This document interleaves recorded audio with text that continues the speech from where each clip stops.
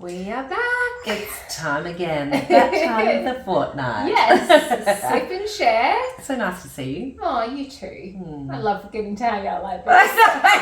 We should just do this all day long. All the time. If only someone would pay us to talk into a camera. Yep. Will you? Yeah.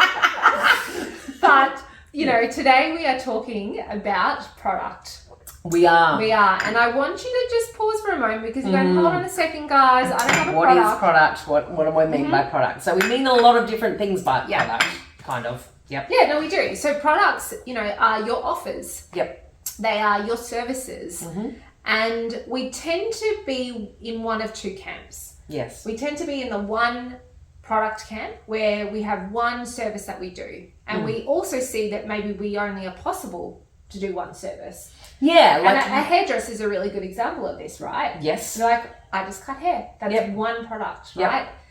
And then we've got other people who are probably like me, where there's at some point you might have multiple products and offers that it starts to become a bit confusing to the market. And I will definitely own that there was a time where that it was probably the case. Yep. Yeah. I think so.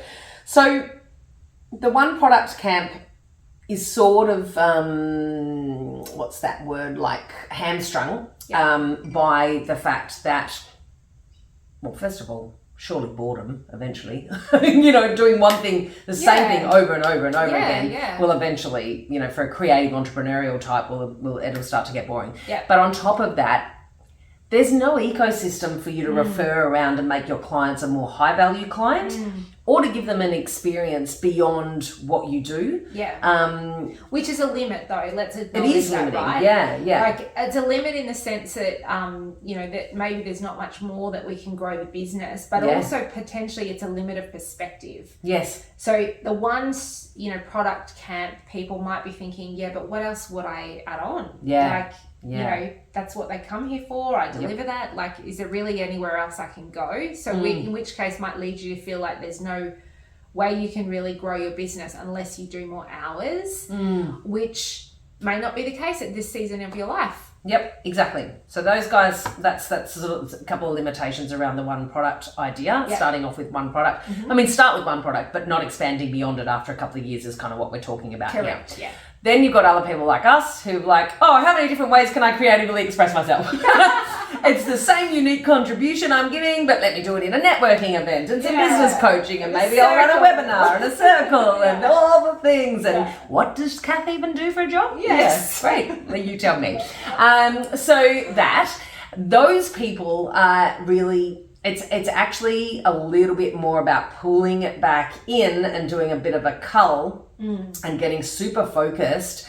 And you spoke into this last night, actually, at the bar series, about staying in, pulling it back in via your purpose, actually, so that you stay in alignment with the really big vision of where you're getting to go. You were talking into, do you want to give that example, actually? Because there was an opportunity you got to be a part of an event. Yeah. So, you know...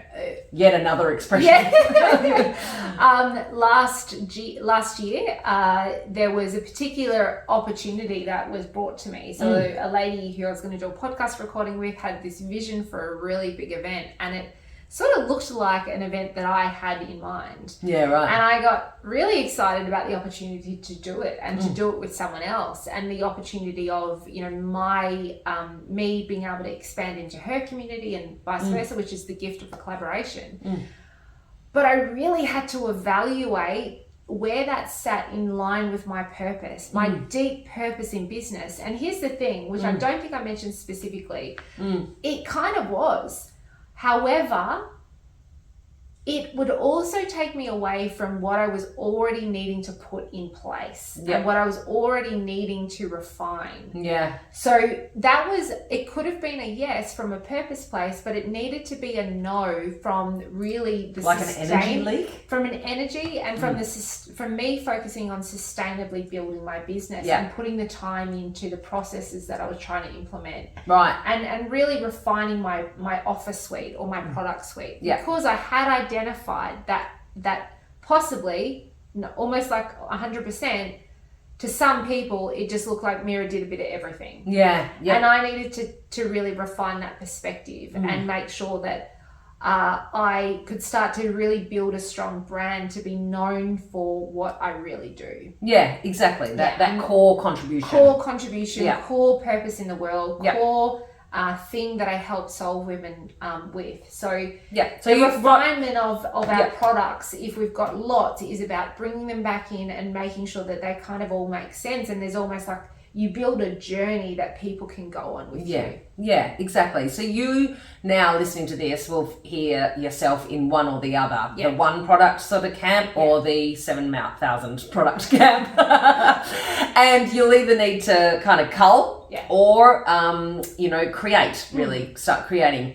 And as we've sort of touched on here, like how and why you would do that is because at the end of the day, people, we want it all aligned around one experience. And I think that's probably the best way to put it. One experience of being a part of you and your energy and what and the ecosystem that you can kind of create. So that's on an energetic level or on a product service sort of level. Because when you think about it, and this sort of comes back to a bit of brand theory actually, when you think about it, people follow people first. They follow visions and purpose and missions before they follow a brand. Yeah. And your brand needs to be sort of built around that sort of thought leadership for you to get this sort of following of people. Now, if you're in the one product camp, don't panic. You don't have to suddenly start, adding in things randomly. Or coming up, you saw this a lot online in lockdown, man. Everyone moved online and suddenly they were an online coaching expert, Just because there's pressure to sort of do that or make more money, don't half-ass it.